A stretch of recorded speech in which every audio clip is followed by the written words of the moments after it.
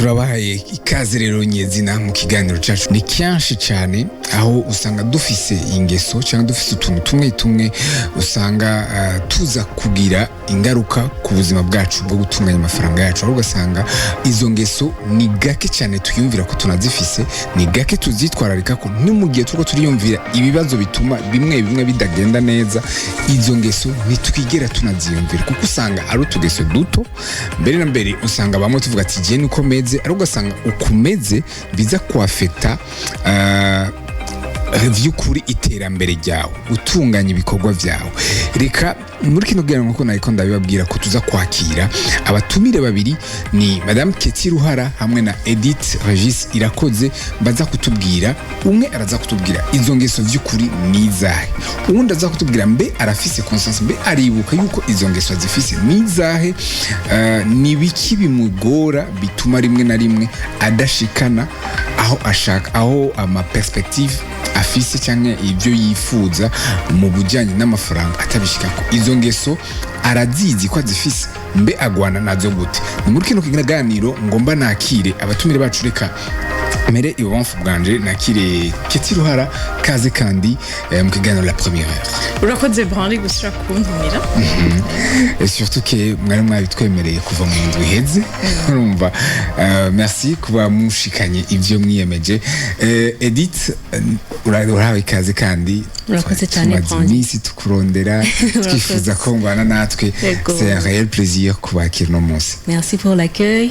Ndangoye gatoyi ngao Sheila. Voilà, merci. Kaze, mwumvise ko uno munsi abo dufise n'abantu baza kuduha vy'ukuri icyo tuza gutahana. Muze kuguma hafi y'amasamirizi yanyu, guma mukurikirana kino kiganiro kiri en direct ku mbuga zacu, kuri YouTube, kuri Facebook. Murashobora kuba mufise namwe ibibazo murashaka kugushigikira, gukorana, guparticipa muri kino kiganiro. Twandikire ibibazo vyanyu, shiraho umunsi ubona ikibazo cyari cyo cyose kijanye na kino kiyago, maze abahinga bacu dufise hano baraza kugira icyo babishikirije. Ikibazo cya mbere ndagitware kuri Edith. Uriko uratubwira vy'ukuri, uriko uriweza vy'ukuri ibijyanye n'amafaranga y'uwawe, ama ingeso nizahe ingeso vy'ukuri ubona ko ufise ziza kuba intambamyi cyangwa novuga ingeso, les habitudes négatives ziza kuba intambamyi mu buzima bwawe mu gutunganya amafaranga? Brandi, ariko banza mubwira umwanya ufise kubera izafise ni nyinshi cyane muri therapy. Ahanye uza kumara iminota nk'umunota umwe, mu munota umwe mu buryo bwihuse umbwire bya bintu byose, ariko uvuge ikijya kikingira ufise ku mutima ubona ati umaze kudetecta ko kageso ugafise. Avuga byose. Ego, ndi muri confession en fait, exactement. Donc ariko urabizi kuzifite? Ndabizi niyaza ko intambamye ya mbere mfise nuko akantu kose mbonye shaka ukagura. Fise iyo compulsiveness, if I can say, yo kugira shopping. Akantu kose mbonye akajya nikeza, ntabipanze cyangwa mba nabipanze, aho ndakabone hose cyashaka kugatora bateka ndakagura. Habayeho promotion itabihari, nagashimye sindindira ngo reka nzogaruke ejo kuraba ngo abaye amahera nayaronse. Ayo mfise muri ako kanya ndakoresha pour iyo ico kintu nshaka kugura. Ikindi novuga, ce serait yuko déjà on va que je planifie pas pour mes dépenses. Et je pense que quand même c'est un problème iwanje ituma franchement financièrement parlant ngenda dagoya ugura ari promotion ho ucugura byusugira stock.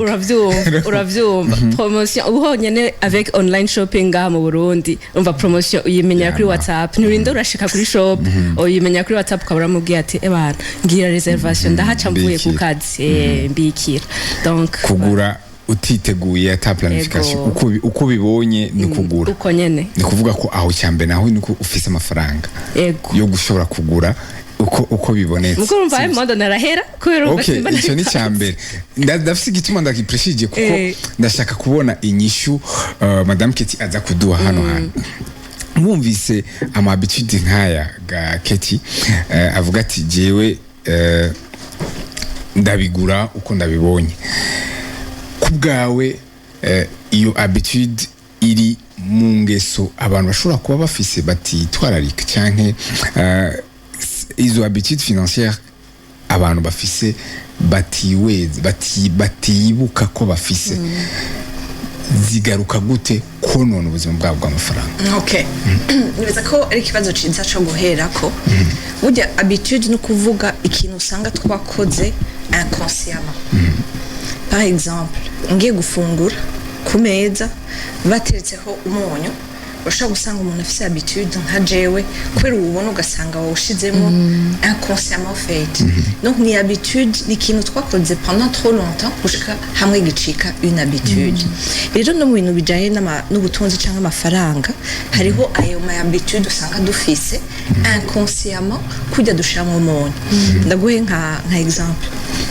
Hari umugenzi yigeze kumbwira nta bino. Une jeune dame agiye gukora mariage hama bagishika mu rugo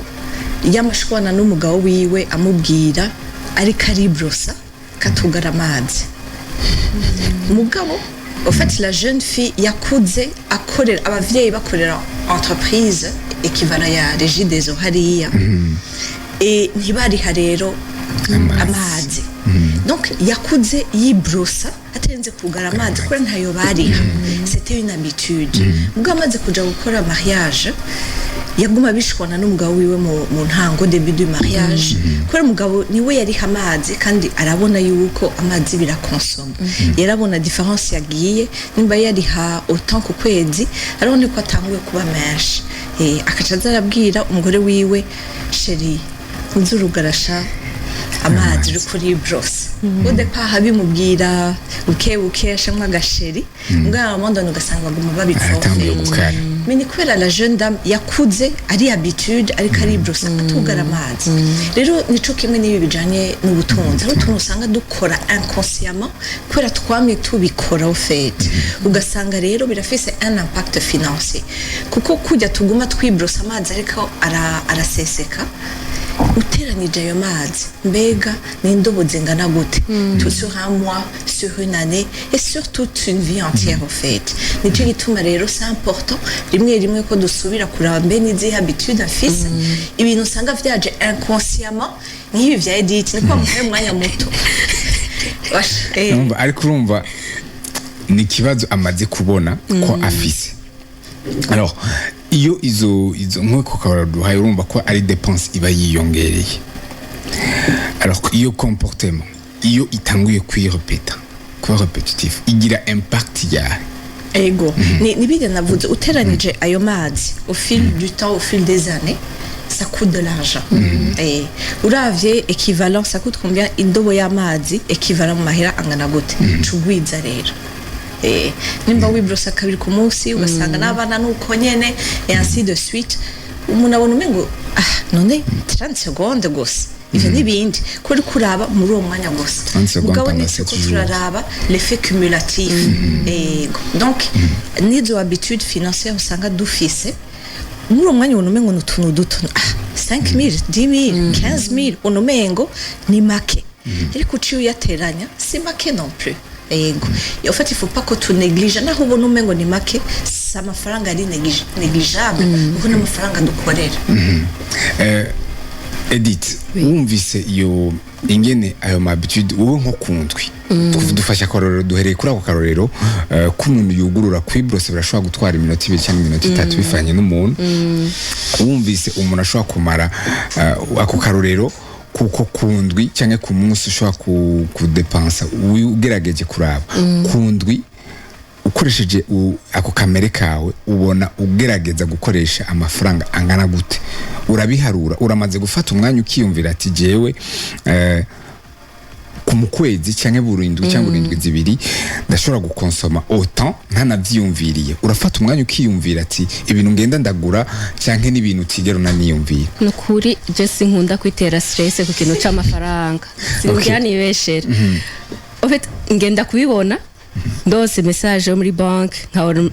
none ko amazero yagabanutse byagenze gute niho ncambona yuko naraguze kiriya et j'avais pas planifié kukigura et donc voilà les retombées amazero yagabanutse. Mugabo kuca mvuga ngo mpora ndayaharura nkaraba ngo approximativement amahera mba nakonsomye muri izo dépenses non nibaza ko iyo habitude nziza ntarayigira sino nobona yuko il est temps yo kugabanya ama dépenses yanje surtout kucerekeye iyo prise de conscience uramaze kumva ko biramaze kuza muri wewe andeo y'ikiganiro etu uramaze kumva ko ukeneye kugira iyo discipline ego ndamaze kubimenya gwabo sindaronka umuganga nyene anyumviriza kai mwampaye umwanya muto vraiment Keti ndaza kumurondera baraza kumpa nimero ziyo Madame Keti wumvirise ngene umuntu ashobora kuba abikora inconsciemment akabikora ntaniyumvire peut-être nkuko Edith atubwiye ati iyo bibonetse kuri banki nkabona ko hari amafaranga gabanutse niyo ngira iyo déclic ariko na impact bingira ko ngo ndabikorereko muri uwo mwanya ikibazo kibari giki mugiye uwo muntu abikora uko nagire niyo prise de conscience atubwiye ko ari habitude ariko iyo habitude irashobora kubuvana n'ikindi kintu kuvuga sanga carrément umuntu iyo prise de conscience nawe abibona yatubwiye ati nje ndabibona ariko nta déclic iba ego ibimukwe wonze niyo déclic ego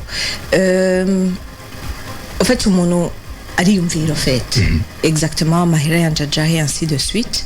mugabo birasaba ko dufata umwanya kugira turambe izo habitude negative afise n'izihe par exemple mpava nkora nk'izo Edith yoba yavuze mugabo même avant de dire ça dufate exemple y'umunyu jewe kubera nzi yuko mfise iyo reflex canke iyo mauvaise habitude ngiye gufungura ari muri restaurant arahanye nkasanga umunyu uraho nsanga nayigize uko naciye nshamo umunyu direct sivyo inconsciemment mpava nshaka gushamo umunyu naho mvuze reka ngerageze senda ushiremo muga kajya ga reflex ugasanga karahari rero uzi yuko ari une mauvaise habitude ufise il faut ko turondera ama mécanisme kugira wiprotege nk'ubu je muhira narababwiye ntimusubire gushira umunyu ku meza ugume mu gikoni hariya kugira bisabe yuko mpava mpaguruka nje mu gikoni kugira ndondera umuntu donc rero avec aya habitude umuntu amaze kuyamenya uteza gucurondera des mécanismes pour se protéger canke kugabanya les fréquences canke occurrence y'ico kintu ego hama amabitude urumva ni menshi mugabo reka nkorere kuzo canke mvuge nsite zimwe numvise Edith yavuze par exemple yavuze ama achat impulsif nukuvuga iki urabonye ikintu uciye umvuga ishaka yego canke ugasanga aho hantu banditse ko ngo sold cyakini yavuze promotion kwa shagira stock le 30 décembre le 31 décembre ndayibonye no bose ashagira stock hari indi system mu ma alimentation bagira ugasanga hadi imbere bashize ko ngo promotion urumva warugiye kurira wagiye ugiye kugura umukati ngo kagumona promotion inconsciemment hari amajambo atuma tugira amasha niyo sold niyo promotion rimwe hari n'ayandi majambo bakoresha bakakubwira ngo ni gratuit ngo wamara guhashika ugasanga c'est pas gratuit nego donc ama achat impulsif ni kintu ubona ukacumva umengo uragishaka kandi muri uwo mwanya ukacutangura kugira ikiganiro hamwe na wewe nyene uri kuri convaincre yuko burya ndagikeneye or que c'est juste une envie burya ikindi kintu qui est important ni kudistinga un besoin na une envie rero kenshi usanga dufise ayo ma fuite financière mu bintu bijanye n'ama envie donc rero nigute rero nogira kugira ngabanya amasha impulsif icambere foko tugerageza ntugendana amahera ntugendane amahera udakeneye kuri uwo munsi uzi yuko ukeneye amahera ya déplacement beze nayo gufungura midi canke n'ibindi aba ari amahera ugendana nayo kuko ugumanya amahera mu mufuko probabilité yuko uyatahana ni kucura nizo ngorane zose mu nzira naho ugerageza kutinjira ahantu na hamwe uzibona babajama kwibara bajya no bari danger urumva ukavuga cyo ejo zoba yagiye ahandi cyangwa undi azoba yayitwaye donc il faut ko tugabanya kugendana n'amafaranga tudakeneye yego uzikara y'umukati uhitana ku mugoroba twarayo nyene y'umukati yego mais aussi reka ngene ngiriyeko ubu avec la technologie n'umuntu ataba afise amakashe kuri we ngira attention kubera abo muri banki bazoca bantera kw'induru amahera ari accessible facilement ivya mobile money hamwe n'ibindi ugasanga wabonye ikintu urashobora gusimbira juste hariya kuvugana n'umu agent cyangwa guca kuri y'amamashine ugasanga waciye ukuramwo amahera facilement rero uzi yuko ufise iyo tendance kugira amasha impulsif kugira wiproteje rero ni kuraba mbega amahera ndayanyegeze na yandi kwangana kose kugira sinda yaccede facilement uratubwiye ikintu cya mbere ati kwirinda kugendana amafaranga ariko imbere yuko nandukira ku kibazo gikurikira ngomba ndakubaza ikintu kimwe hariho ama imprévu hari umuntu avuga ati ipine arashobora kunabukira ko ndashobora kugira ikibazo ndashobora kuguca mwajya kuri baba mama badandaza tomate nkabacako nkamena ikintu cyabo muri uwo mwanya ugendanye amafaranga ukeneye gusa wa muntu numva ko aba ariko agendera kuri tangente quelle est la discipline tuzo kugira quelle est l'habitude iri appropriée par rapport à ça. Ok, très bien. Ego mvuze nukugabanya amafaranga tugenda nifo ko toujours gumiza ko amafaranga ukazu ugonze tomati z'abandi nabyo nivyo mpora mvuga mugabo bishika kangahe c'est vrai il faut kugenda nayo make mugabo il faut pas simplement exagérer au fait ukaraba juste ukazu habaye ikibazo mugabo non plus ntugendane plus que ukeneye imbere yuko tujya nyezina mu maeffet l'impact effet cumulatif ya ma habitude mabi Edith mbe par rapport yizi astuce novuga keti ariko araduha urisanga urabonamwo wewe ku buryo bishobora kuza gukemura iyo ngeso canke izo ngeso ku ufise watubwiye imwe muri nyinshi kugerana urashobora no kongera ku yindi urabonamwo inyinshi ishobora kuza igatuma wowe ugera kuri ya stabilité ikagwa n'inguvu zo kuvuga ati je ndashobora kwihoza ibi bintu byose nkeneye kugira mbike canke ngire des habitudes ziri appropriées. Bon, pour l'instant, je dirais iyo ahejeje kuduha astuce aduhaye kugendana amahera juste dukeneye yongora gatoyi kubera ko namabona yuko tout peut arriver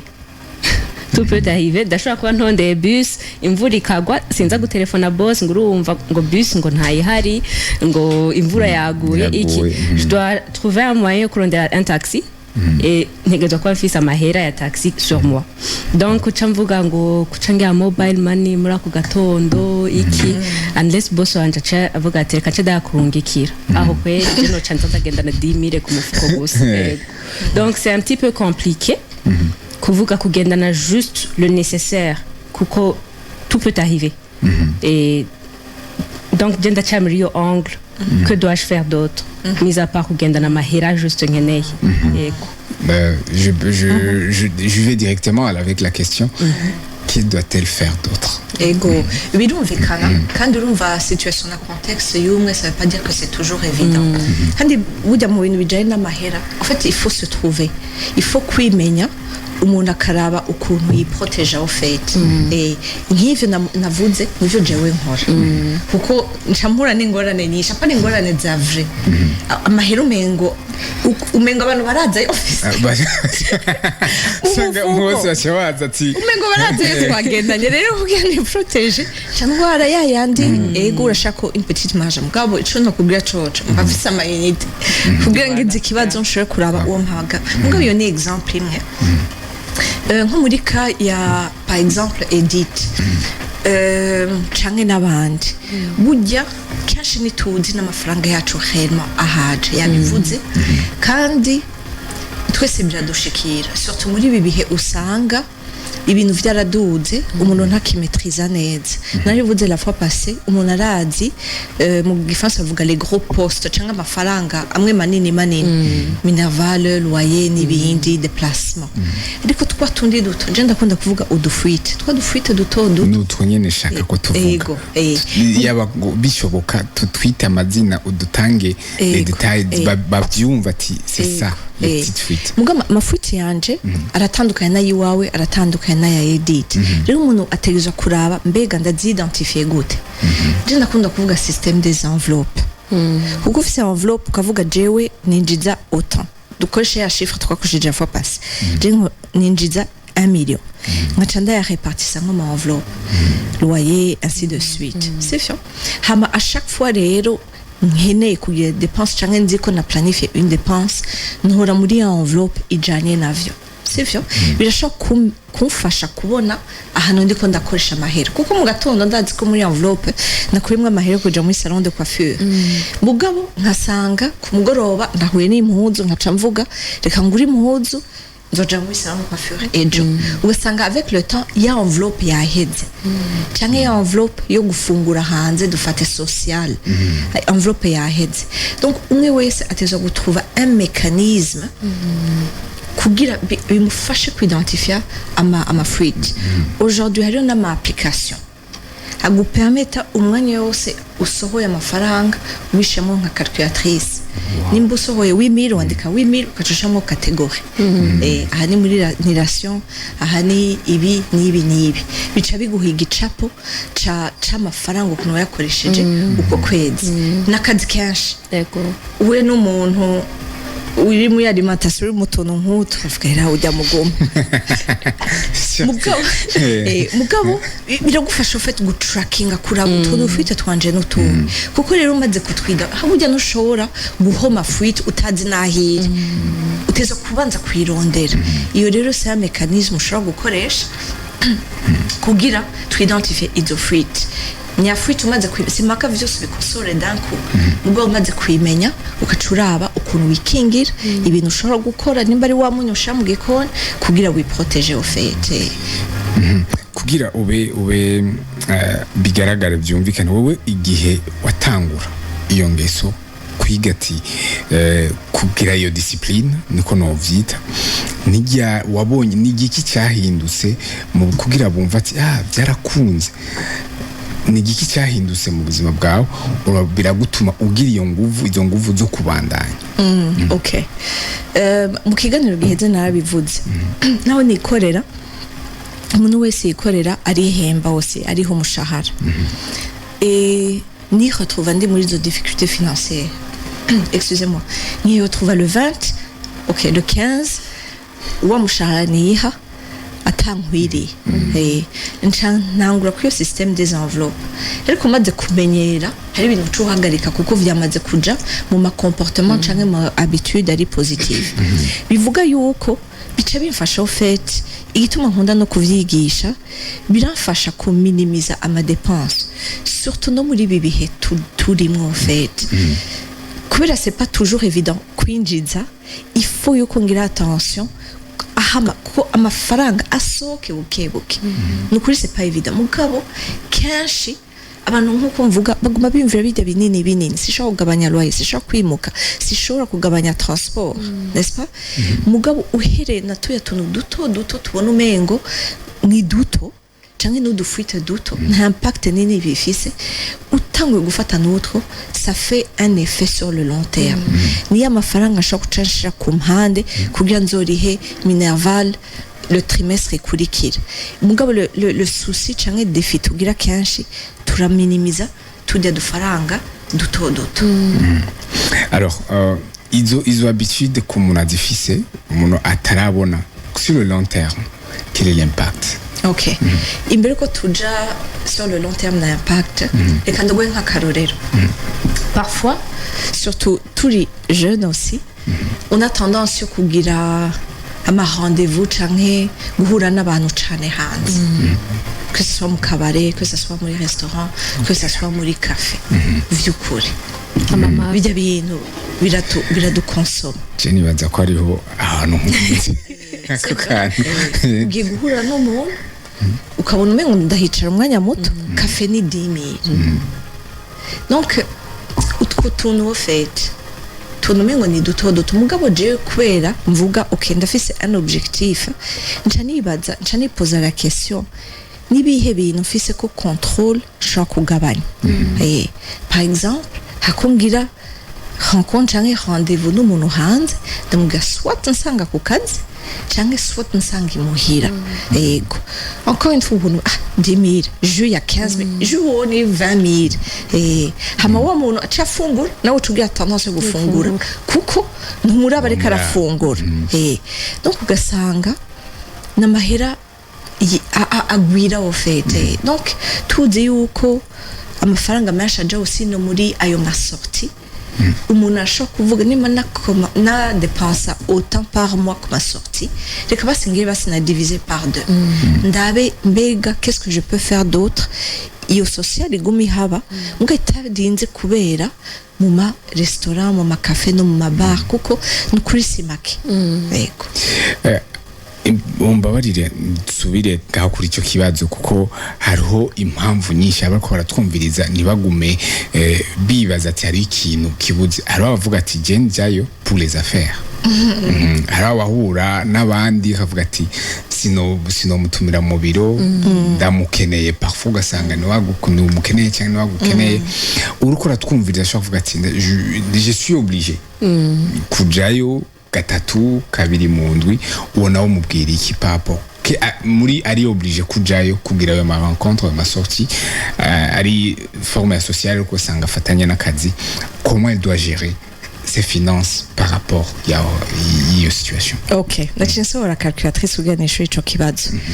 Je simvujije abantu gusohoka. Oya. Mvuze tubanze turabe notre capacité financière. Reka mfate exemple, dufate yuko nkorera 1 million par mois. Ndakunda gukoresha un chiffre rond kugira du simplifie ibintu. Aujourd'hui ukora ahantu dufate yuko ukora 1 million par mois. Nta yindi revenu ufise. Iyo 1 million ça veut dire yuko winjiza 33 000 francs par jour. Niyo ukorera. Bamaze amasaha 8 uriko winjiza kugira uwo munsi uce 33 000. Hama umuntu akaca kubwiye ngo ari opportunité ngo twivugane ugiye muri cafe. Sivyo? Utuma ya cafe uci ufungura. Bigutwaye plus que 33 000. Kumbaho ntiwaharuye déplacement kugira uwo munsi. Ntiwaharuye ayandi ma dépense y'uwo munsi. Sivyo? Ugasanga fait uri kuri illusion yuko ni urumva bizofasha iki mugo ifo ko umuntu amenya nkorera 30 000 par jour je dois m'arranger yuko nteranyije ama dépense yose kuva nkiva mu nzu kuri déplacement ushika ntaye mwijoro nahitanye n'umukati w'abana il ne faut pas kondenza 33 000 kuko niho rero usanga yuko uri muri négatif ego donc kandi ufise nico ico giharuro ku munsi enfin mu mutwe pardon udi uko ukora 33 000 francs par jour imbere kugura impuzu zovyumvira kuko uri kurabibona sur le court terme je ne dois pas dépenser plus de 33 000 et ufise des besoins donc pardon ufise la capacité ukabusanga uri kuri 50 000 kuri 100 000 kuri 200 000 sivyo ni ukora ibiharuro vyawe mugabo ivyo onyereka ngene ngire ko sur un autre point hama je kuri impact long terme burya hariho ibintu usanga dukora inconsciemment gukora nkanaka nta muntu akuze ari responsable avyuka akavuga ngo ngiyankore nka bide vya Edith akora oya nta uriho mugabo inconsciemment turagira une pression sociale tugasanga turafise ama comportement financier que vya bindi biba dans l'inconscient. Par exemple Edith inzara ziwe zamaziri sinzi kwimuhira afise umuntu aza kwimukora turi mata ntavyonze sivyo araza kutubwira astuce je shaka kumubuza Edith ngo areke gukora inzara kuri diwanje ahubwo reka sivyo mugabo ego simvyo ukamvuga ifo ko inzara zanje zamazisa nkiza Edith no umuntu akuze ntiyumvira ivyo mugabo inconsciemment hari ibintu biba au fait ukacushirako na la pression des réseaux sociaux umuntu wese aposta kenshi sur les réseaux sociaux yamaberewe umushatsi wumeze upanze neza inzara ziwe zimeze neza yambaye neza cyane kandi yicaye ahantu heza cyane avec le temps ugasanga iyo pression sociale irikiri ancrée cyangwa ibiko biraje muri subconscient yacu et sans réaliser ugasanga ndatanguye kugira certains comportements sans réaliser donc nkaca ntangura kugira pression il faut qu'on ngira iki kuko niyo norme entre guillemets et donc il faut que tugira attention ku bintu biba dans notre inconscient kuko usanga dutanguye kugira des comportements financiers bijanye n'ama envie et non des besoins. Rero umwe wese il faut ko araba ni hehe no gabanya ni hehe mfise iyo tendance yo gushaka gukora nka naka kuko en fin de compte ibintu n'ivyagorana sinaka azoza kubimfashamo nizo kwiyumvira mu avenir nizo kwiyumvira avenir y'umwana de notre famille nizo kwitegurira kazoza donc il faut pas konja muri ayo competition canke muri ayo majeu ngo naka canke ngo bava bamvuga canke ngo ngendere hajya kuri n'abandi bagendera il faut ko niyumvira le court terme et le long terme aussi. Keti aje kutubwira akastuce akantu twokwita ko ari gasanzwe ariko usanga by'ukuri gafise impact mu buzima bwacu. Edith aje kutubwira ibijyanye no guharura amafaranga dukorera ku munsi kugira tumenye ayo dukorera n'ingene tuyadepansa ku munsi mbe iyo exercice wari umaze kuyikora wowe nukuri nta na rimwe ahubwo mukanda aza gufata calculatrice mbaze ndabe ku munsi ninjiza nangahe kuko naje kuyaguharurira mbikiri wawe ndishire ku munsi mpora nkosoma le double yayo muri consommation gusa ahubwo ngira uwo ufise ayandi ma revenu utaramenya nimba ushobora kumara iminsi 30 udukonsoma double ariko ukabandanya kwa kundi nyene eske urabona ko hari ikintu ukwiye guhindura cyangwa bigufashije kugira bigufashe gutunganya no kutsinda y'ama pulsion office ukugura ego en fait Keti yatanze astuce zibiri quand même ziri très très pratique yatanze ya mbere ya enveloppe ni exercice ntaragira gusa que je vais mettre en place déjà kugira ngo shobore kubona amahera yanje kuko tubona mpora ndayabona muri banque muga hadi wayabona comme un chiffre kandi en fait ugenda kurealiza yuko le chiffre ne te suffit plus yagabanutse et c'est un problème muri ico gihe muga pour moi numva yuko ndayafise physiquement hamwe mbona ati nakuyemwo 10 000 nakuyemwo 20 000 ça ce serait très pratique pour moi donc iyo ni astuce ya mbere ngiye gukoresha kugira ngo ndabe ko vyomfasha muga iyo astuce yindi yo kurabira ku mahera qu'on gagne chaque jour c'est aussi bien kuko je me dis yuko ça m'aiderait kugira sindenze cyangwa sinshikane na 50% kuko urumva deja ndengeje 50% yaho mpembwa ku munsi ni nkuko nzoba ngiye muri rouge et donc izo astuce zibiri quand même tamushimiye kose nizere ko nawe ko radukurikirana haba ku mbuga haba kuri FM mwese turiko turaronka n'ivyo Edith yaje kuronka ariko imbere yuko tujya mu kigabane cya nyuma cy'iganiro cacu shaka kuvuga utubwire kuri izi habitude ku muntu ataragira iyo prise de conscience sur le long terme pratiquement impact biyahe ugiye kuramuhanura ukuramubwira ati nk'umuntu agiye muri consultance amubwira ati jengira ibi izi habitude uwo mubwira ati burya muri long terme wo kujaha ibintu bizogenda kugira yumve le danger réellement quel est l'impact y'izo habitude tutabona tutanitwararika rimwe na rimwe ego nibaza yuko twese l'impact turayibona mwereka ndabivuge niyo muco usanga on se retrouve, c'est 30 ans, 40 ans, 45 ans, 50 ans, ainsi de suite. Moi, sur ce, je n'arrive pas à joindre les deux bouts du mois. Donc, il y a en fait, il y a un indicateur. C'est plus des indicateurs. De quoi le kayoko, hari ibintu heza guhindura. Soit kurabaho ngabanya ku mafuite canke nkuko nabivuze kwimvira mbega tuduze gute no revenu personnel. Ego. Indi impact usanga donc ibintu byinshi bitugora kuriha nimba nene nafashe credit muri banque ok kenshi bacayakuramwo direct ngo gasanga ari ibindi turi en retard ku mapaiement amwamwe ashaka ko ari minerval ashaka ko ari n'ibindi bintu loyer usanga dufite ama retard et ainsi de suite donc n'ama indicateur atwereka yuko il y a certaines choses à corriger c'est vrai et l'impact vraiment sur le long terme d'une changira gaza kwi projeta mbega ninaja muri retraite n'ubuhe buzima nshaka yego ibintu birahinduka cyane mu buzima aujourd'hui bishobora kuba bimeze neza mugabo ejo bigahinduka ce n'est pas parce que aujourd'hui vewe ko bigenda uko à la fois parce que turavuga akazi kashaka guhagarara canke ibintu bika même la santé ma santé ugasanga ntimeze neza bikaca vyimpacta ma capacité à créer des revenus et donc rero faut que twiyumvire aussi sur le long terme naho tuba tuko turagwana n'ivy'uwo munsi mugabo nkiyumvira quel genre de retraite canke mu myaka 10 canke 20 ubuzima nshaka kuviva n'ubuhe yego kugira ufite naho ndiko ndagwana ndabe ukuntu ntangwa gusekuriza buke buke ma vie après quand j'aurai 60-65 ans en fait kuko ubuzima ni buhagarara tugiye kuri retraite ahubwo numva umengo si amagara dukundiye ahubwo tugiye kuri retraite ahubwo habageze ko tubaho nitwa tukizinduka nk'aya masaha utuzana habandi ibintu byo kuvyuka ijoro biba biheze donc kwiprojeta dans l'avenir naho umuntu aba akiri dans sa vingtaine hakiyumvira qu'est-ce que je veux sur le long terme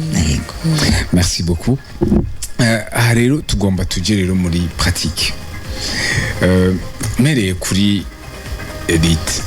tugomba dufate amaresolution ni kugira dufasha n'abandi bumve ko hari ikintu kigomba guhinduka kuko birateye ubwoba je iyo ndiko ndumva abantu nk'abakitse ko arabivuga si je sais kuvyumvira birateye ubwoba kumva ati twarakoze ariko hageze aho tubaho réellement basanga umengo twabaye nacu twakoreye birateye ubwoba so vyukuri ubonye iyo danger wowe eski wumva hariho ama decision ukeneye gufata uno munsi kugira uvuga ati jewe umwabasi dans une année dans 2 ans nibona mbona ati ya ma déficit ntanagihari merci pour la question Branly moi je me dis uko ninakoresha les 2 astuces Keti yatanze bon nige ya mbere yatanze yo kugendana mahera le nécessaire le montant nécessaire ndazigiriye ko quand même nkazitangura ça peut m'aider largement. Donc, quand même, je me retrouvais à ne plus consommer la totalité de mon salaire, à que ce soit 10% de l'épargne, que ce soit même plus de 10%. Peut-être qu'on investit ça ici et là. Donc, ça peut aussi m'aider. Et dans une année, 2 ans, merci beaucoup. Et surtout, tu mwimbo. Ego. Keti, ikibazo cha nyuma. Uno munsi uraduhaye akantu gakomeye ati kumenya ayo winjiza ku munsi kugira bigufashe kugira discipline y'ingene iyo ni habitude ya mbere nyamukuru eske woba hariho ikindi kintu ushobora kuvuga ati ubu tuko dukorera ku mwanya hari byinshi byari ko nari kuvuga ariko nivyakunze ko mvuga ariko ndumva ko ntogenda navuze iki naco ni ikiye okay je novuga yuko ujya uzima c'est question de choix. C'est question de choix. Est-ce que chaque fois en tant que victime, est-ce que je veux prendre en main ou dire dans ce sens, je can expliquer. Ibintu biragoye situation iragoye mais c'est pas seulement au Burundi mugana handi hanshi cyane gose sivyo ibintu biduga hose c'est pas seulement au Burundi mugabo ico kintu nimba ndakizi je n'ai pas envie ko binyampacta au fait je n'ai pas envie yuko ncamvuga nta kundi nuko nyene yego ahubwo bica bimpusa guréfléchissa cyane kwiyumvira mbega nduze gute mes propres revenus muri contexte yiwanje yego donc ni ikintu nguma nibaza kandi nkagerageza ibintu bitandukanye kugira kiyongereko naho kuyongera ko 10 000 kuri 50 000 c'est mieux que 60 000 c'est mieux que 50 000 et donc il faut que chacun d'entre nous tugomba turi muri optique nakunda kuvuga il faut que de considérer ubuzima bwacu comme un business yego turafise amacharge comme un business dufate yuko no revenu yo business ari 50 000 par jour ari business ugomba wiyumvira comment est-ce que ibintu vyose bikwigwamo muri yo 50 000 yego mugabo j'aimerais partager ikintu nigeze kumva kandi ahanini mu radio il y a quelques années ni umuntu yigeze kuvuga umuntu yigeze kuvuga ijya periode ya covid hariho aba employer bamwe bamwe baciye bagabanya abakozi ijya periode simuze ko ari mu Burundi simuze ko ari ahandi muga hari mu Burundi kandi bivuge neza yego hama bakaca kandi si umwe mugabo benshi baca babwira abakozi babo soit j'arrête le travail ubuzi buhagarare canke je vais diviser en deux vos salaires c'est kubera tout le monde beaucoup de gens ont été affectés par Covid pas parce que ngo yari ihari mugabo kubera ça a impacté il nous vient au point de vue mondial donc ça nous notre twarabaye impacté indirectement au fait hama abakozi w'uwo muntu bacamubwira hako nsubira muhira nicari muhira nzotuma nemera iyo 50% abo bakozi biwe baca bakora pendant une année kandi abantu bakuze bafise amafamille bafise des obligations financières aussi bacamara umwaka wose bakora kuri 50% y'umushahara wabo ntibari bazi ko bazobishobora mais au bout de l'année l'employeur acara babwira la situation yarahindutse ariko j'aimerais vous compenser pour les 50% yarayababikiye wow yarayababikiye mugabo ce que abo bakozi ont réalisé ntibari bazi ko bashobora kubaho kuri 50% mais quand les temps sont durs uri ajuste ugasera la ceinture mu mutwe uba wari informé ntibizokunda ntibikunda mugabo turi dans des situations d'une nécessité des changements majeurs cyangwa des guhindura ibintu turi adapte on est résilient turimvira d'autres façons de créer des revenus muri uwo mwanya sivyo kuko ruwayagumye ari yayindi nyene transport na bindi avana ivyahindutse et donc simplement pour dire quoi kenshi turi limita dans nos esprits ngo ntibikunda il faut yuko duréévalua ivyo bintu dufise dans nos esprits ntibikunda kugira turabe est-ce que ntibikunda canke ni jewe je me suis ancré sur ntibikunda mais mon dernier mot c'est turonke outlook iri positive c'est-à-dire ego ibintu biragoye mugabo abandi ko muri bibi ils arrivent à créer de la richesse mbe kubera ko jewe atavye noshobora nigiki bava qu'est-ce qu'il y a d'aussi différent ego hari ushobora kuvuga ujya afise ama connexion ujya afise iki ujya afise ama facilité mugabo chacun d'entre nous il suffit juste ko tuja muri optique nimba vyarakundi uwundi na jewe birashoboka en fait et il faut juste ko turabe ibintu de cet angle c'est possible kandi Imana iri kumwe natwe on va y arriver. Merci. Ariko imbere yuko turangiza ikiganiro permettez ko dusoma ubutumire bwa Eric Nduwayo ndaramushimira. Il fait partie des premiers commentateurs bo kuri Facebook. Ati ndatanze mwaramutse.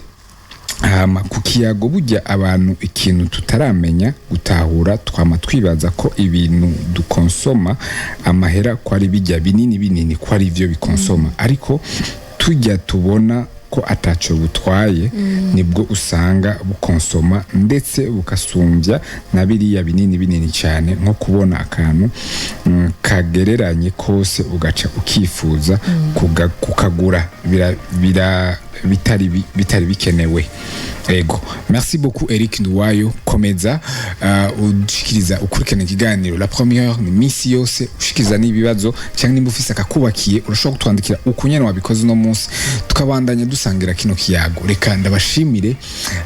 batumire bahire muri kino kiganiro. Nukuri personnellement ndumva ko buri gatondo abari igitondo ciza, igitondo cyo kuronka ibiyago biryoshe nk'ibi ndibaza ko n'abakunzi b'ikiganiro nukuri turamara arigiye usanga urondera ikiyago nk'iki arababikunda bakaja ku mbuga zitandukanye kugira babe barabirondera ariko ndabamenyesha ko désormais uno munsi murashobora kuronka ubutumwa bubereye bushobora kudufasha ku munsi gutunganya ubuzima bwacu biciye ku mbuga canke kuri FM ni 103.4 kuri Kazo FM 103.3 kuri Kazoza Kazoza FM and Web TV cyangwa aca ku mbuga zacu utarinze kuja kuri vya bindi usanga na rimwe rimwe mu ndimi tudatahura, ariko hano tuguha bwa butumwa bubereye muri rwa rurimi wumva kandi byoroshe. Ugashobora no gutwandikira ku rubuga rwacu tugasoma ubutumwa bwanyu. Merci beaucoup, ndabashimira kuri kano kanya mwaduhaye. Mwakoze kutwakira. Mugira n'umunsi mwiza twese wakazi n'ibikorwa tugira tuje kudepansa y'amahera ya Edito. Surtout twibuka ayo dukwinjiza ku munsi. Ni message de la journée imbere yo gukonsoma ibuka. Ushobora kuba winjiza 5 n'uci ugenda ngo bimare vyose ku munsi. Biyumvire uyage ugigihumbi canke 5 kugira uvuga ati mu 5 nkorera ntinjije nakoresheje 5. Iyo ni astuce nziza cyane ishobora kudufasha kugira discipline no kuba habitude nziza iheraho. Merci beaucoup, tugeze kuri wa mwanya mwiza wo kuvuga tuti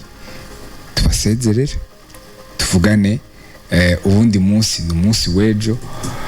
aho tuza kuba tufise umutumire mwiza cyane naho nyene aza kutubwira ikintu gihambaye kijanye n'amatungo atimuka, l'immobilier. Hari abantu benshi bashobora kuba bavuga ati ushaka gutunga gura amazu, ubaka amazu. Abashaka kugira gura amasi ahantu hatandukanye, ubaka. Ivyo nivyo byari vyiza, ariko vy'ukuri turafise information zikwiye. Ku munsi wejo wa gatatu mu gatondo nk'aka nyene tuzoba turi kumwe na David Mabano. Mvuze uko nyuma urashobora kuvuga ati David Mabano ni inde? Ni Ndipa Logistic kugira mu mwumve. No Murundi, si umunyamahanga, azovuga ikirundi mu rurimi twumva, adusigurire neza ati ni gute kurushaka kwinjira muri ibi bintu ashobora kubikora. Ndipa, mvuze Ndipa murashobora kumva ibintu byinshi bigaragara, ariko Ndipa uno munsi arakora ibijyanye na l'immobilier, amatungo atimuka, amatungo aguma sur place nk'amazu n'amaterrain no kugura no kuyubaka, byose arabikora. Uno munsi abantu benshi barashaka kumenya ingene ivyo bintu bikorwa. Urashaka kumenya nawe ingene ibintu bikorwa, ntuzotangwe na la première heure yejo guhera isaha imwe zuzuye neza hano kuri Kazoza FM and Web TV kugira wumve neza